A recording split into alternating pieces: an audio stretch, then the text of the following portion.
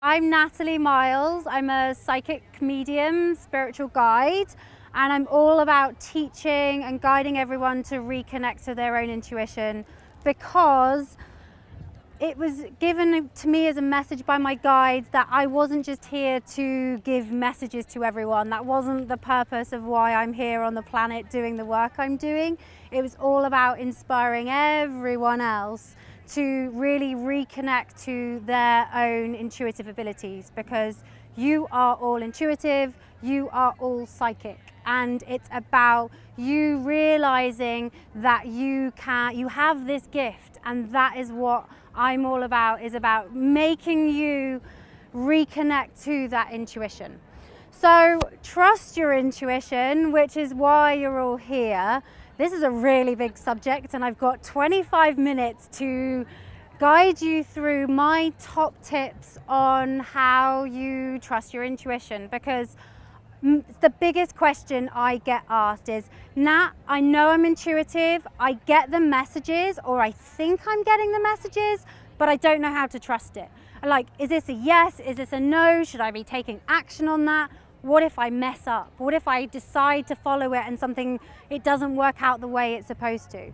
So what I love to share is that it's really important that we realize that we have fear and blocks connecting us to our intuition. We get in our own way receiving the messages from our guides. You all have spirit guides, you all have a cheerleader team in spirit that are giving you the signs, the messages, the feelings, the emotions, but you're just not there really realizing what you're being told.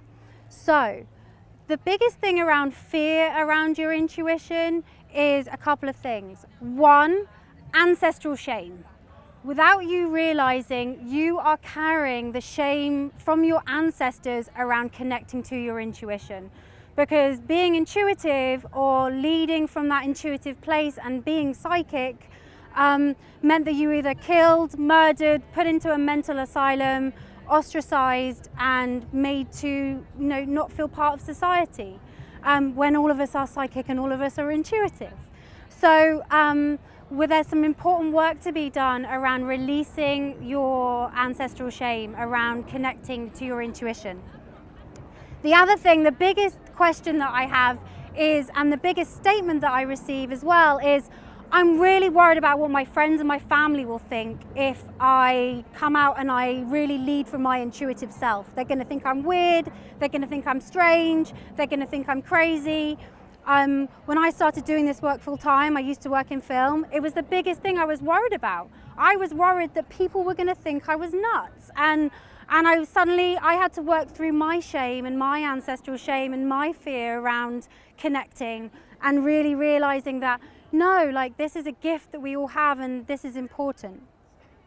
The other thing is, how you've been brought up, religion. Sometimes religion can get in the way with this work, and it's about realizing it doesn't matter what religion you follow. You can still follow your own intuition, and you can still follow your guidance, whatever religious practice that you follow. And actually, it's part of it. Your intuition is part of whatever religious practice you follow. And if you don't have a religious practice, it doesn't, it's about really truly listening to who you are and what you're about. Bringing it back to trust. How do I distinguish between my ego mind, my fear mind, and my intuitive mind, and what is the difference? It's tough. Like, I receive the messages, I get this feeling, but am I making this shit up in my head? Or am I really receiving the messages and the guidance from my guides? I saw that sign, but is that really a sign, or is that just a coincidence? Is this a synchronicity, or is this not? It really does play on us all the time. So the ways that you can distinguish between your ego mind or your fear mind and intuition, the ego mind has an agenda. I need to know that. It also has a time frame on it, and I need to know it now. You've got, there's an agenda. I should, I would, I could, I must. Like, it's got that mindset to it.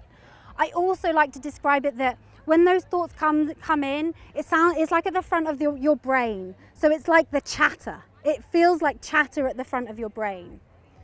The difference with your intuitive mind is that it has surrender. Sometimes it doesn't make sense, but it just feels fucking good. And that's the difference. It feels really good inside of you, like who you are and what you're about. It will also feel like it comes from the back of the mind as well. When you receive those messages from your guides and you hear that intuitive mind, it will feel like it comes from the back of your head. It won't feel like the frontal chatter. The other thing is that people always sometimes expect that when they hear a spirit message from their guide, they're going to hear like this different voice, like it's going to hear like the voice of God, or you're going to hear a man's voice or a woman's voice or some different voice in your head. You're not going to hear that. It will be your own voice in your head, your own voice in your head. But the sound of it will feel more, how do I want to describe it? It will have more of a guidance tone. It will have more of that like firm way of you knowing that that's what you should follow. It will have a tone to it. With your spirit guides, how you can receive those messages, I always share the best place that you can get guidance from your guides in the shower in the morning. It is the best place. You can use the water, you can imagine the water clearing your aura, and then all you do is you ask your guides, what do I need to know today? What do I need to know today? And just notice where your mind wanders and just really pick up on that. I do it daily and I get my best messages from my guides in the shower. It really, really works. But bringing it back to the intuitive mind, how many of you have had those moments where you're questioning the difference between your intuitive mind and your ego mind? How many of you? Love it. And how many of you know that you have been receiving messages from your guides? How many of you know that you have been receiving these intuitive messages? Okay. If you come back at 3:30, I'm doing a talk on how you can connect to your guides, and I'm going to be talking you through that process in more detail. But I do want to share that with trusting your intuition, one of the easiest and most simple tools that you can do is, if it's not a hell yes, it's a hell no. And I want to give you, I want to share with you a way that you can do that. And we're going to do it together now. And what you do is, when you've got a question that you want to ask, whether you're, should I do something? Should I take that job? Should I go on that date? Should I leave that relationship? Should I invest that money? Should I buy that house? Should I, it can relate to absolutely anything in your life. What you do is you imagine that question in beautiful white light. Take the time out, take the space to connect. Because a lot of the time your intuitive and your fear mind, you ask the questions when you're on the go, you need the answer, you're stressed, and that's when you're not getting the guidance that you truly, truly deserve. It's about creating space. And creating space is so different for each and every single one of us. It might be yoga, it might be going for a run, it might be meditation, it might be just going for a walk.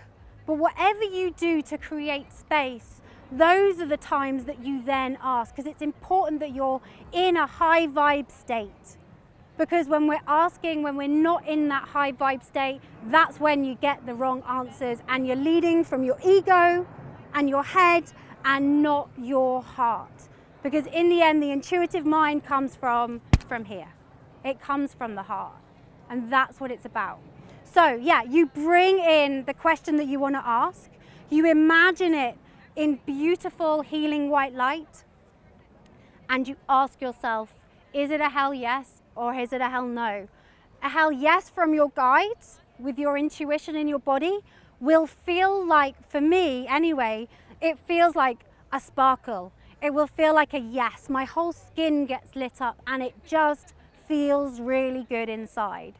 I also get visuals where I see like a green go sign, And when for no for me is, it's a cold, hard stop. It feels like no, and I actually see like a stop sign. I see like a, stop, and it just feels like a hard, cold no.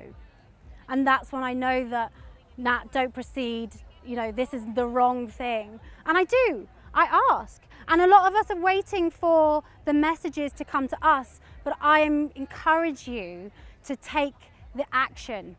Actually ask. Your guides want to work with you. Your intuition works with you, but you need to ask it.